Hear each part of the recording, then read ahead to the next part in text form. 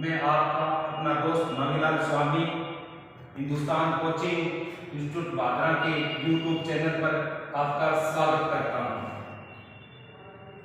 किसी भी भाई बहन ने यदि चैनल को सब्सक्राइब नहीं किया है तो चैनल को सब्सक्राइब कर लो, क्योंकि आने वाली नई नई वीडियो आपको प्राप्त होती रहे। दोस्तों, मैं आज आपको मेवाड़ का इतिहास पढ़ाऊंगा और इस इतिहास को इस तरह पढ़ाऊंगा ताकि आपको घर जाकर दोबारा पढ़ने की कोई जरूरत भी नहीं पड़े।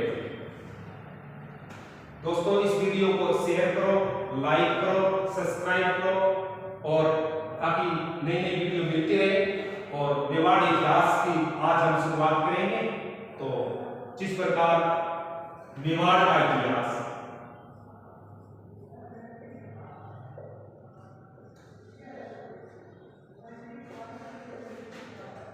मेवाड़ का इतिहास।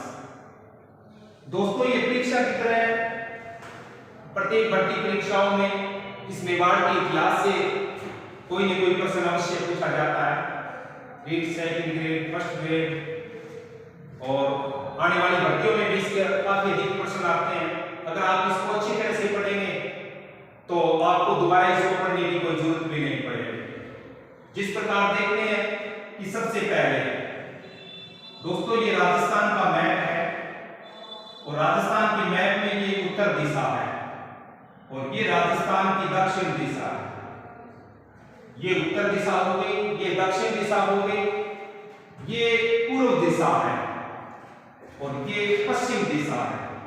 दिशाएं चार होती है, उत्तर, दक्षिण, पूर्व और पश्चिम। राजस्थान का जो दक्षिण पश्चिम भाग है, राजस्थान का जो दक्षिण पश्चिम भाग है, विशेष रूप से वो मेवाड़ क्षेत्र के अंतर्गत आता है। यानी मेवाड़ में आता है राजस्थान का दक्षिण पश्चिम भाग। मेवाड़ में मुख्य रूप से उदयपुर जिला, उदयपुर के बाद में राजसमंद और राजसमंद के बाद में भीलवाड़ा और भीलवाड़ा के बाद में चित्तौड़गढ़ और चित्तौड़गढ़ के बाद प्रतापगढ़। कि राजस्थान में जो मेवाड़ है उसमें आने वाले जिले हैं उदयपुर, राजसमंद, भीलवाड़ा, चित्तौड़गढ़, प्रतापगढ़। दोस्तों, इन जिलों का एक भूभाग है ना, इन जिलों का भूभाग मेवाड़ कहलाता है। इस जिलों का ये जिले हैं, उदयपुर है, राजसमंद है, भीलवाड़ा है, चित्तौड़गढ़ है, प्रतापगढ़ है। इन जिलों का जो भूभाग है वो राजस्थान में मेवाड़ कहलाता है। और मेवाड़ के बारे में जो मेवाड़ का जो प्राचीन नाम है, इसे मेदपाट भी कहते हैं, इसे प्रागपाट भी कहते हैं, इसे सीवी जनपद भी कहा जाता है। मेदपाट, प्रागपाट और सीवी जनपद, ये मेवाड़ के प्राचीन नाम है। मेवाड़ के प्राचीन नाम मेदपाट, प्रागपाट और सीवी जनपद। दोस्तों, सीवी जनपद मेवाड़ का एक प्राचीन नाम है और इस सीवी जनपद की एक राजधानी हुआ करती थी जिसका नाम था माध्यमिका। यानी सीवी जनपद की एक राजधानी होती थी जिसका नाम था माध्यमिका और इसी माध्यमिका को, इसी को वर्तमान में नगरी कहा जाता है। इसी को वर्तमान में नगरी कहा जाता है। ये नगरी राजस्थान के चित्तौड़गढ़ जिले में है। ये नगरी राजस्थान के चित्तौड़गढ़ जिले में है। ये जो मैंने आपको जो प्रश्न बताया ये कि माध्यमिका को नगरी कहते हैं और ये नगरी नामक स्थान वर्तमान में राजस्थान के चित्तौड़गढ़ जिले में है। दोस्तों, ये प्रश्न न जाने के कितनी भर्ती परीक्षाओं में पूछा गया है। 2014 के अंदर सेकंड ग्रेड भर्ती में भी ये प्रश्न पूछ लिया गया, 2015 में भी पूछ लिया गया, 2016 में ईओ की भर्ती में पूछ लिया गया, महिला सुपरवाइजर की वैकेंसी में भी ये प्रश्न पूछ लिया गया कि सीवी जनपद की प्राचीन राजधानी माध्यमिका थी। माध्यमिका को वर्तमान में किस नाम से जाना जाता है? तो माध्यमिका को वर्तमान में नगरी के नाम से जाना जाता है। तो मेवाड़ का अर्थ उदयपुर, राजसमंद, भीलवाड़ा, चित्तौड़गढ़ और प्रतापगढ़। अब यहीं से प्रश्न बन जाते हैं कि राजस्थान के कौन कौन से जिले मेवाड़ के अंतर्गत आते हैं। तो राजस्थान का उदयपुर, राजसमंद, भीलवाड़ा,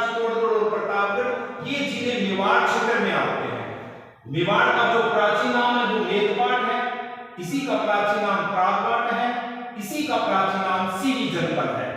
सीवी जनपद की राजधानी माध्यमिका स्थान थी। माध्यमिका स्थान को वर्तमान में नगरी कहते हैं और ये नगरी राजस्थान के चित्तौड़गढ़ जिले में है। जिस प्रकार राजस्थान में राजवंश किया गया है, प्रत्येक भाग पर राजाओं का राज्य था, राजाओं का अधिकार था, राजाओं का जो राजवंश था वो पीढ़ी दर पीढ़ी चला करता था। उसी प्रकार मेवाड़ में गोहिल वंश के शासकों का अधिकार था। मेवाड़ में गोहिल वंश के शासकों का अधिकार था। अब इसी गोहिल वंश को गहलोत वंश कहा जाता है। इसी का नाम गहलोत वंश है, इसी का नाम सिसोदिया वंशज है, सिसोदिया वंशज, इसी का नाम राणा वंश है और इसी का नाम रावल वंश है, रावल वंश। तो कई बार इस तरह के प्रश्न पूछे जाते हैं, विद्यार्थियों को पढ़ा दिया जाता है गोहिल और प्रश्न पूछ लिया जाता है सिसोदिया वंशज का, तो विद्यार्थी विचलित हो जाते हैं।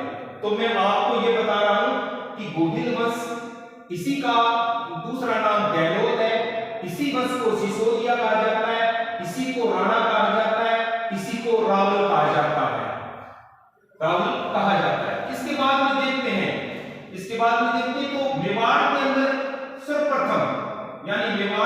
सर्वप्रथम एक शासक था जिसका नाम था गोहिलादित्य। मेवाड़ का एक राजा था जिसका नाम था गोहिलादित्य। गोहिलादित्य का जो पिता था उसका नाम शिलादित्य था। गोहिलादित्य के पिता का नाम शिलादित्य की पत्नी का नाम पुष्पावती था। शिलादित्य की पत्नी का नाम पुष्पावती। यानी मेवाड़ के अंदर गोहिल वंश का एक व्यक्ति था, उस व्यक्ति का नाम शिलादित्य था और शिलादित्य की पत्नी का नाम पुष्पावती था। पुष्पावती ने एक पुत्र को जन्म दिया था जिसका नाम इतिहास में गोहिलादित्य बताया गया है। क्या नाम था? गोहिलादित्य। अब जैसे ही पुष्पावती ने गोहिलादित्य को जन्म दिया, जन्म देने के 10 या 15 दिन के बाद में पुष्पावती की मृत्यु हो जाती है और पुष्पावती की मृत्यु हो जाती है तो यानी इस गोहिलादित्य का पालन पोषण कमलावती नामक महिला करती है। यानी गोहिलादित्य का पालन पोषण कमलावती नामक महिला करती है।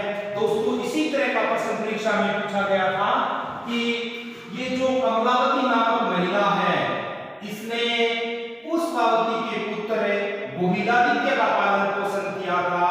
गोहिलादित्य का पालन पोषण किया था। ये कमलावती नामक महिला राजस्थान की प्रथम दाइमा कहलाती है। राजस्थान की प्रथम दाइमा। इंपॉर्टेंट क्वेश्चन है दोस्तों, ये परीक्षा आया है, आगे भी आने की इसकी संभावना है।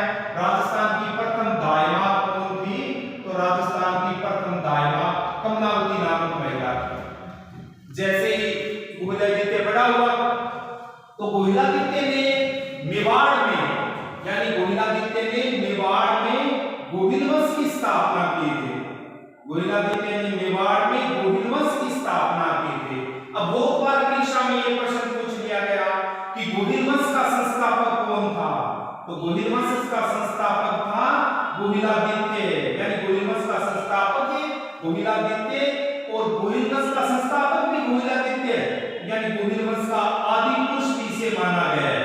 गोहिल वंश का आदि पुरुष गोहिलादित्य, इसे गोहिल वंश का मूल पुरुष भी कहा जाता है। गोहिल वंश का मूल पुरुष कहा जाता है किसको? गोहिलादित्य को। कौन से वंश की स्थापना की? गोहिल वंश की स्थापना। तो मेवाड़ के अंदर एक व्यक्ति था, नाम था शिलादित्य। शिलादित्य की पत्नी का क्या नाम था? पुष्पावती। पुष्पावती ने एक पुत्र को जन्म दिया था, पुत्र का नाम क्या रखा गया? गोहिलादित्य। गोहिलादित्य का पालन पोषण करती है कमलावती नामक महिला। कमलावती ने गोहिलादित्य का पालन पोषण किया। ये कमलावती राजस्थान की प्रथम दाइमा कहलाती है। गोहिलादित्य ने मेवाड़ में गोहिल वंश की स्थापना की थी। मेवाड़ में गोहिल वंश की स्थापना की थी गोहिलादित्य ने, इसलिए गोहिल वंश का जो संस्थापक माना गया है, गोहिल वंश का जो संस्थापक माना गया है, गोहिल वंश का जो आदि पुरुष माना गया है, गोहिल वंश का जो मूल पुरुष माना गया है, वो गोहिलादित्य को माना गया है। कौन से शासक को? गोहिलादित्य को। दोस्तों आरएस के अंदर एक प्रश्न आया था कि मेवाड़ में तांबे के सिक्कों का जो प्रचलन था या तांबे के सिक्के चलाने वाला राजा कौन था? वो राजा गोहिलादित्य था। दोस्तों गोहिलादित्य के बाद का इतिहास आगे की जो नेक्स्ट कक्षाएं आएगी, वीडियो आएगा, उसमें आपको प्राप्त होता रहेगा। चैनल को सब्सक्राइब करना